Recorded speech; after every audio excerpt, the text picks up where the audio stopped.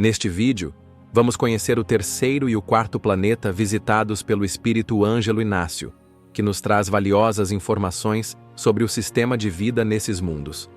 São planetas mais primitivos do que a Terra, mas que funcionam como verdadeiras escolas, preparados para receber as almas que já esgotaram todas as oportunidades de evolução no ambiente terreno.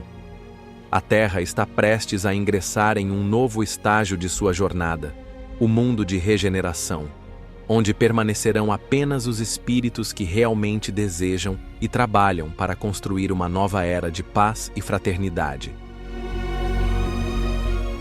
O espírito Ângelo Inácio descreve que, naquela região da periferia da Via Láctea, os sistemas estelares estavam muito distantes uns dos outros. Isso facilitava a navegação, pois havia menor influência gravitacional dos planetas ao redor. No entanto, como nem todos os sistemas da periferia da galáxia estavam devidamente catalogados, encontrar o planeta de destino se tornava uma tarefa muito difícil. A presença do vigilante do planeta anterior, que se voluntariou a acompanhar a missão e forneceu arquivos sobre aquela região, foi essencial para localizar o planeta a ser visitado. Assim, chegaram ao novo planeta, o segundo em órbita de uma estrela central de tonalidade alaranjada. Esse mundo era conhecido pelos sentinelas da região como Iliu. Com 16 mil quilômetros de diâmetro, era maior que a Terra.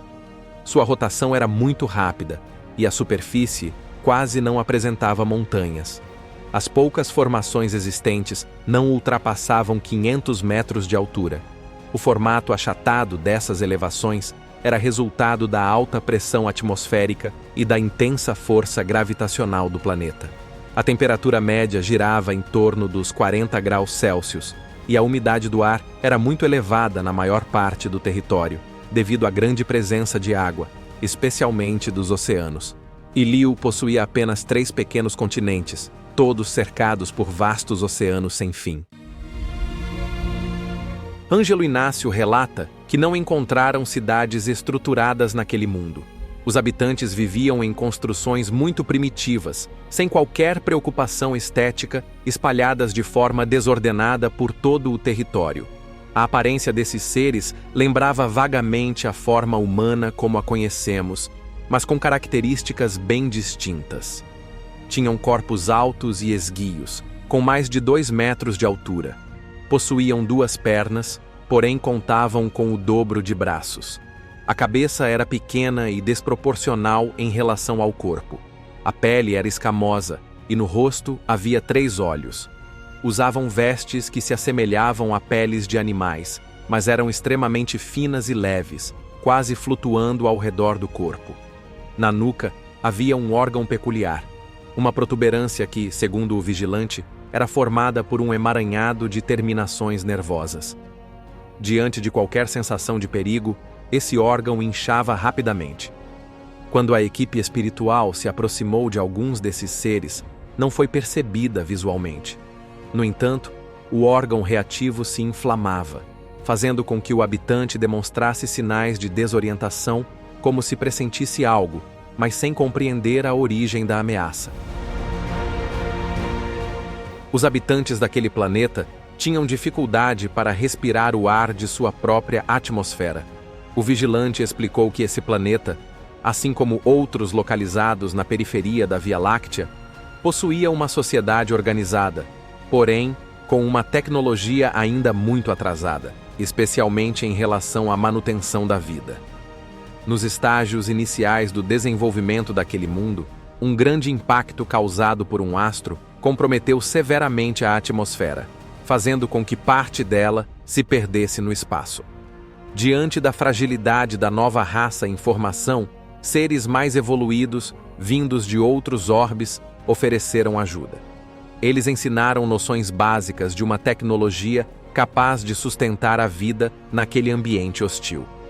Contudo, devido à limitação intelectual dos habitantes, com dificuldades em compreender áreas como matemática, física, química e outros ramos da ciência, o processo de recuperação da qualidade do ar nunca foi totalmente dominado por eles. Por milênios, a sobrevivência dessa civilização tem dependido de esforço constante para manter em funcionamento os aparelhos que receberam. Como não compreendem completamente o funcionamento desses equipamentos, os seres que os criaram precisam regressar periodicamente para prestar assistência. Por isso, são vistos como divindades por aquela população. Se os trabalhos de manutenção forem interrompidos por longos períodos, o risco de colapso é iminente. A escassez de ar se tornaria fatal. Um dos integrantes da equipe, um ser de aparência cinzenta, explicou que existem muitos mundos em condições semelhantes àquele. Alguns planetas destruíram completamente seus ecossistemas por causa de guerras constantes. Outros sofreram impactos de asteroides, atraídos pela baixa vibração mental de seus habitantes. O vigilante acrescentou que os seres daquele mundo, em particular, não eram nada pacíficos. Pelo contrário, apresentavam um comportamento destrutivo, atacando todos que se relacionavam com eles e drenando as energias de suas vítimas. O guardião Jamar observou que, naquele planeta, devido ao trabalho incessante e à disciplina constante exigida para manter a própria sobrevivência, o aprendizado mais importante era justamente aprender a valorizar a vida. Era um ambiente ideal para receber espíritos que, durante sua passagem pela Terra, haviam desprezado os recursos naturais e o equilíbrio do planeta. O ser cinzento concordou com a observação, mas acrescentou que, apesar da aparência acolhedora durante o dia, aquele mundo escondia uma natureza extremamente hostil. À noite, travava-se uma verdadeira luta pela sobrevivência diante de perigos naturais como animais ferozes, vendavais, furacões e erupções. Era um mundo selvagem disfarçado de civilização. Ângelo Inácio explicou que a permanência naquele mundo foi breve, pois a população local demonstrava certo incômodo com a presença da equipe. A nave então levantou voo e, após 3 etapas de navegação, desviando de concentrações de poeira cósmica, detritos de antigos asteroides e elementos etéricos nocivos, a missão aproximou-se de um novo planeta. O novo planeta estava localizado a 38 mil anos-luz da Terra. Era o 5º em órbita de uma estrela que passava por um lento processo de resfriamento. A estrela central desse sistema era cerca de 2 vezes maior que o Sol terrestre. A órbita do planeta ao redor de sua estrela correspondia a 196 anos terrestres. Durante a maior parte desse longo ciclo orbital, ele permanecia afastado da estrela, o que influenciava diretamente em suas condições extremas. A temperatura média era de 69 graus Celsius. Sua atmosfera era densa e composta por amoníaco e outros gases. A combinação de hidrogênio e metano formava uma camada espessa que impedia a visualização dos 3 satélites naturais do planeta, assim como das demais estrelas no céu. O planeta possuía 7 continentes, e sua superfície era formada por extensas cadeias de montanhas entrecortadas por profundos desfiladeiros. As montanhas tinham o aspecto de lava derretida, como se tivessem sido moldadas por antigos vulcões ainda ativos. Existiam selvas espalhadas pelo território, mas as árvores não guardavam nenhuma semelhança com as da Terra. Eram formas de vida completamente alienígenas. Tempestades violentas varriam o planeta, lançando cristais de amoníaco com formato semelhante a flocos de neve. Essas tempestades, muitas vezes em forma de tornados, eram tão intensas que arrastavam tudo pelo caminho. O planeta havia passado por um período de grande sofrimento, marcado por guerras devastadoras que quase dizimaram toda a sua civilização. As marcas desse passado ainda eram visíveis. Por toda parte, a sensação era de que o planeta inteiro se tornara radioativo. Após 2 voltas completas ao redor do planeta, a equipe conseguiu avistar os seres humanos que habitavam aquele mundo.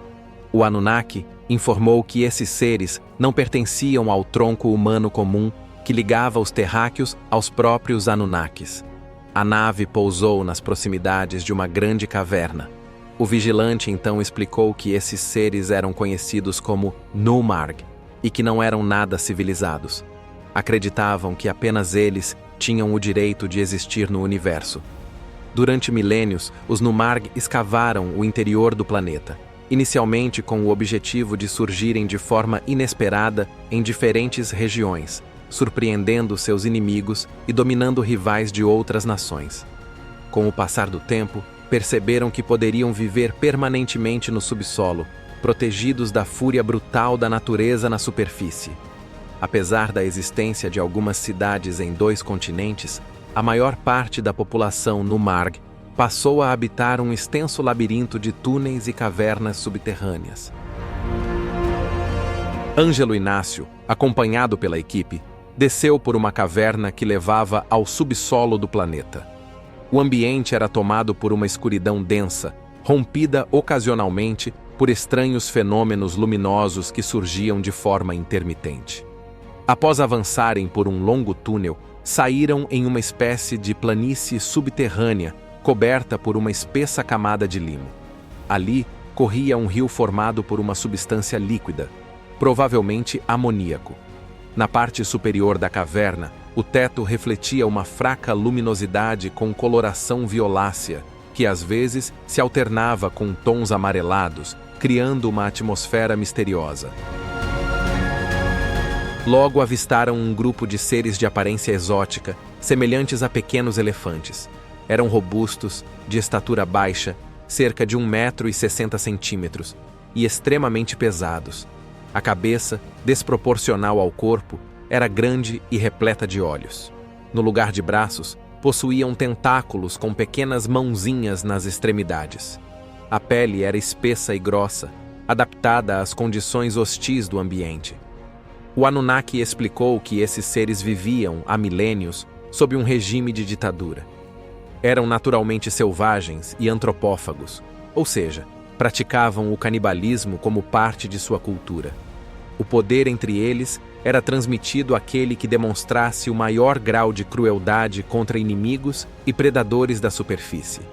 Eram fundamentalistas e extremistas, com crenças radicais baseadas em mandamentos considerados sagrados por sua cultura.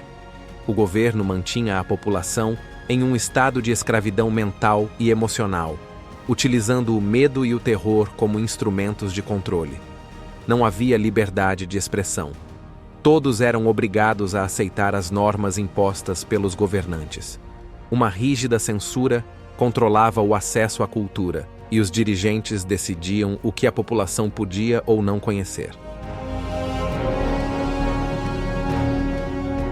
Após todas as observações feitas pelos guardiões sobre as características daquele planeta, já havia registros suficientes para auxiliar na seleção dos futuros espíritos terrenos com afinidade àquele sistema de vida. Ângelo Inácio explicou que pretendiam continuar a pesquisa naquele mundo, mas foram surpreendidos por um chamado urgente vindo da nave principal. Ao retornarem à nave, os guardiões Jamar, o Atab, o Anunnaki e o Ser Cinzento receberam uma mensagem informando que, na Terra, havia começado o movimento do Estado Islâmico, também conhecido como ISIS.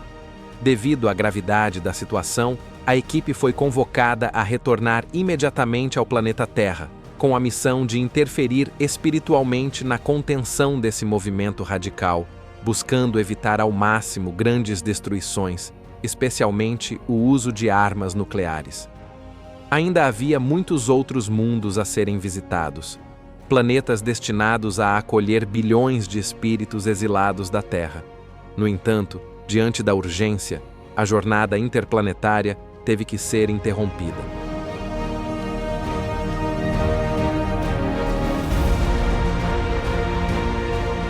Assim, chegamos ao fim da nossa jornada conhecendo os 4 planetas que vão receber os espíritos que já não podem mais permanecer na Terra.